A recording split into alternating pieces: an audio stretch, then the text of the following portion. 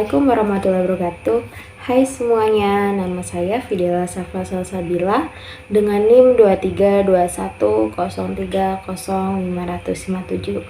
Saya dari kelas Psikologi Islam 2. Pada video kali ini, kita akan membahas topik yang sangat menarik dan penting, yaitu mengenal tes psikologi proyektif yang bersifat verbal, khususnya EPPS dan SSCT. Baik bagi mahasiswa psikologi maupun masyarakat umum yang ingin memahami ilmu psikologi secara lebih dalam, materi ini sangat bermanfaat.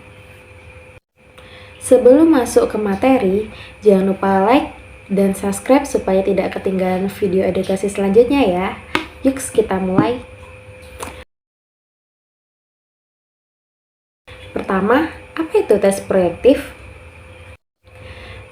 Tes proyektif adalah salah satu jenis alat ukur psikologi yang menggunakan stimulus ambigu atau terbuka untuk mengungkapkan aspek kepribadian, kebutuhan, ataupun konflik psikologi yang tersembunyi. Berbeda dari tes objektif yang mengharuskan jawaban pasti, tes proyektif memberikan kebebasan bagi peserta dalam respon, sehingga kita bisa melihat sisi-sisi psikologis yang lebih mendalam.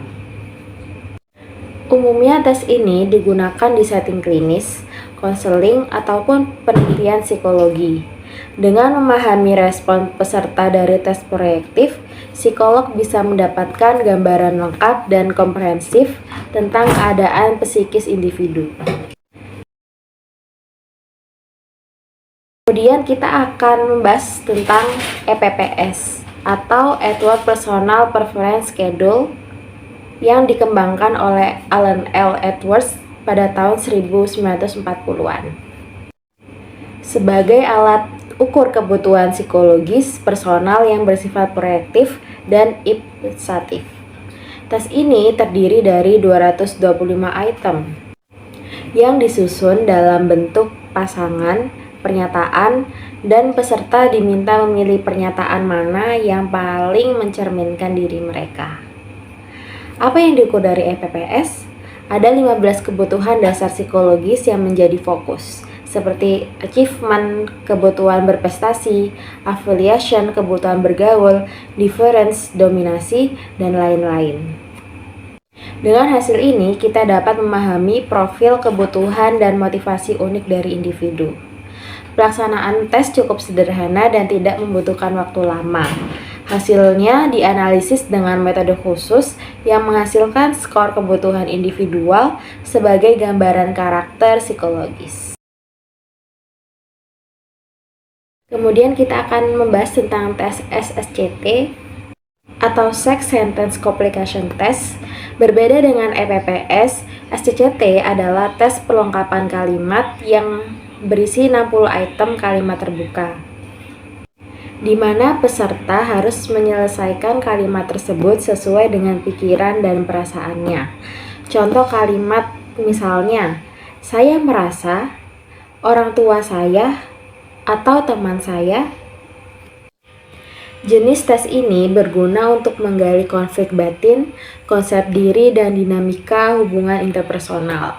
SSCT dipakai secara luas dalam setting psikoterapi dan asesmen klinis untuk mengidentifikasi masalah psikologis seperti kecemasan, depresi, dan gangguan hubungan keluarga. Analisis respon peserta harus dilakukan secara cermat dan berkompeten, menghubungkan jawaban dengan teori psikodinamik serta konteks hidup peserta.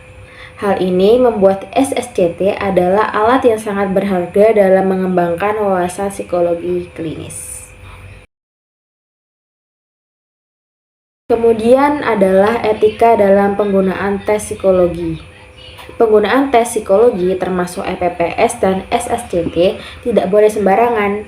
Ada beberapa prinsip etika yang harus dijaga, seperti tidak menampilkan stimulus asli dari tes secara terbuka, supaya keaslian dan validitas tes tetap terjaga.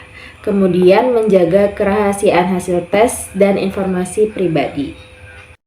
Kemudian hanya tenaga profesional psikologi yang memiliki kompetensi yang berhak mengelola dan menginterpretasi hasil tes. Kemudian, hasil tes harus digunakan sesuai tujuan asesmen dan tidak disalahgunakan untuk kepentingan lain. Hal ini penting supaya tes psikologi tetap menjadi alat yang bermartabat dan valid secara ilmiah. Kemudian, refleksi pribadi dan insight manfaat tes proyektif.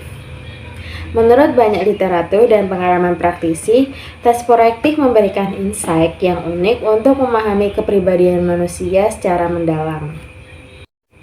Tes seperti EPPS dan SSCT memungkinkan psikolog menyikapi motivasi, konflik, dan kebutuhan emosional yang terkadang tidak mudah diungkap lewat metode wawancara biasa atau tes objek standar. Dengan pemahaman yang tepat, hasil tes ini bisa menjadi dasar dalam intervensi klinis, konseling, atau pengembangan diri bagi peserta. Ini menjadikan tes proyektif alat yang sangat bermanfaat dalam dunia psikologi modern. Untuk kasus dan ilustrasi praktis.